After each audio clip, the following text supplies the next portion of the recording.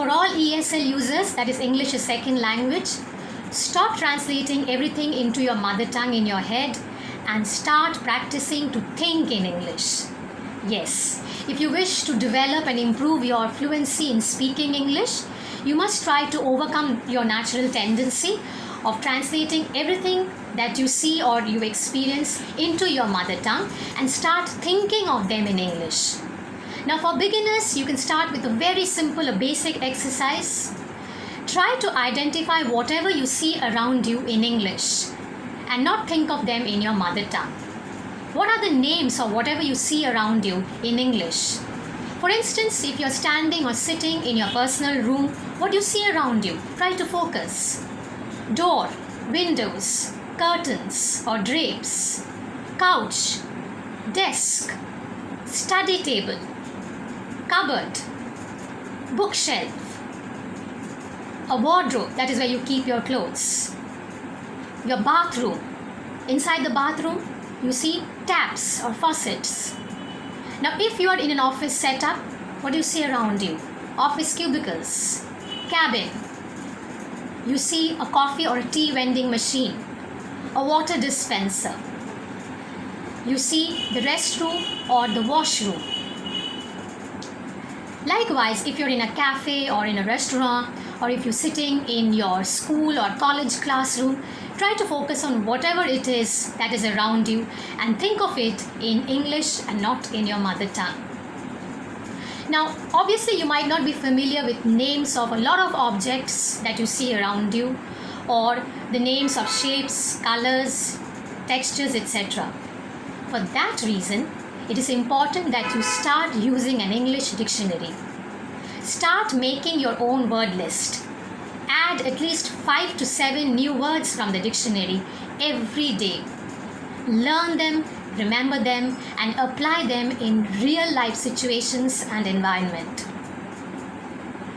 For instance, you might need to learn the names of the different kinds of occupations of people, like business development executive, customer care executive, or HR executive, business manager, admin staff, or group D staff, or peon, writer, sculptor, painter, musician, choreographer, entrepreneur or industrialist, news anchor, MC, etc. Now, once you have attained a certain level of confidence with the names of things, both living and non-living, that you see around you, you can start thinking of adjectives, the describing words or expressions. And it is best to try to use them alongside nouns. Okay, so think of suitable nouns when you start practicing using adjectives. For example, hot and sultry afternoon, uncomfortable weather, pleasant weather,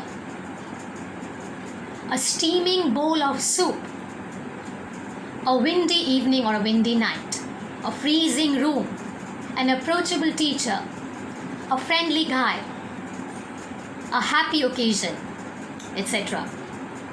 Once you have finished with the adjectives, you can then move on to the verbs, the action words.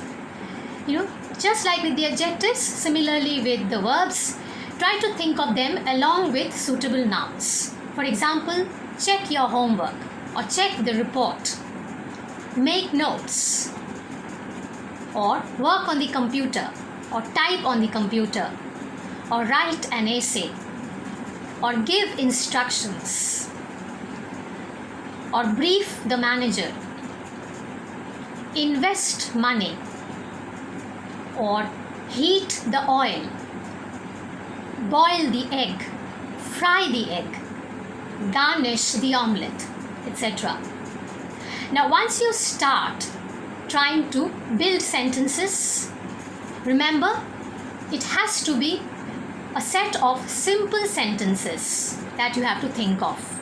For beginners, you must stick with simple sentences and not try building compound or complex sentences. That is, sentences with structures or words like and, but, so, yet, etc.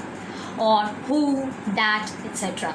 Avoid trying to use them at this stage. Since you are a beginner, stick with only the simple sentences. For instance, the sky is cloudy or the sky is overcast. We had a thunder shower last night. Let's celebrate the happy occasion of your promotion. Your boyfriend is a friendly guy. She walks her dog in the nearby park. Well, I hope my today's first session on learning to stop translating things into your mother tongue and start thinking in English is going to be of some help. Please feel free to share your feedback and your inputs with me. Till we meet again, bye-bye and take care.